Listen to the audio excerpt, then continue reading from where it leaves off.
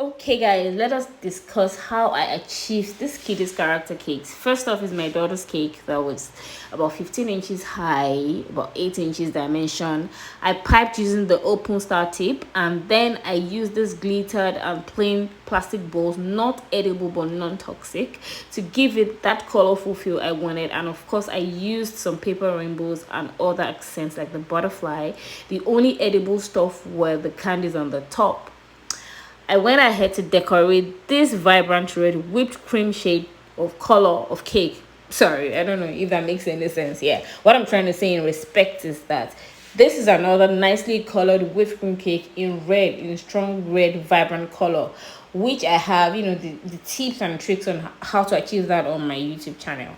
This was a Mickey Mouse inspired cake with also paper characters. The only thing I did differently on this cake was that I made the topper to come in the Mickey Mouse font to make it look really realistic and really cute. I think it really looks cute. If you think you like it, I mean, give me a thumbs up.